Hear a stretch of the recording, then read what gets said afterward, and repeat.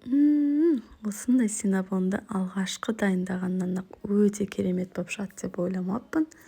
Менің ең бірінші жасаған синабондарым өте жұмсақ, өте дәмді болып шықты, достар. Менімен бірге видеоның соңына дейін қарап, сіздер де жасап көріңіздер. Алдымен каналға тіркеліп алуды ұмытпаңыздар. Қамырымызды ашытуға кірісеміз. 300 мл жылы сүттің үстіне майымызды қосып, үстінен 5 қасық қант қосып жақсылап араластырамыз.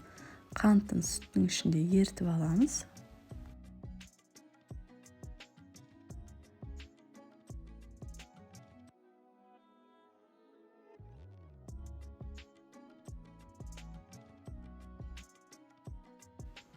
Бір чайный ложка дрожжбен жұмыртқаны қосып жақсылап араластырып, үстінен ұнымызды қосамыз да жұмсақ қылып қамыр илеп қоямыз. Бетін жауып 2 сағат жылы жерге қойып қоятын боламыз.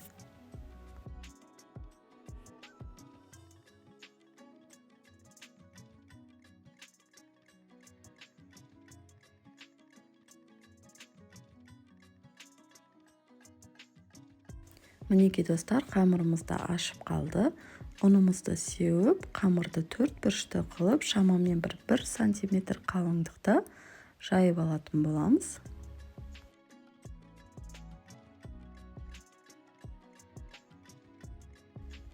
Жайылып тұрған қамырдың бетіне жұмсақ болып тұрған сары майымызды қолмен жағып шығатын боламыз. 15 грамм корицияға 100 грамм қантты қосып, екеуін жақсылап араластырып болған соң, жаңағы май жағылған қамырдың бетіне барлық шетінен сеуіп шығатын боламыз.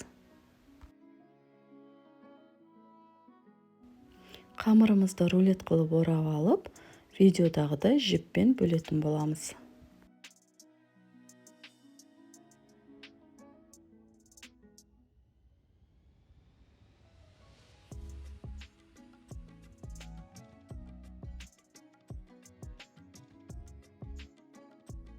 Синабондарды пісіретін кезде табамызды майлап аламыз, немесе пергамент бумагасын қолдансақ болады.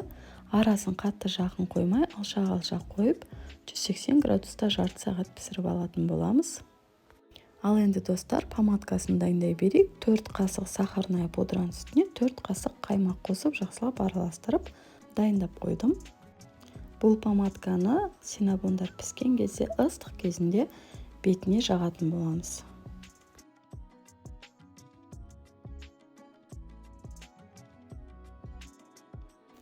Мінекей достар, синабондарымыз да дайын болды.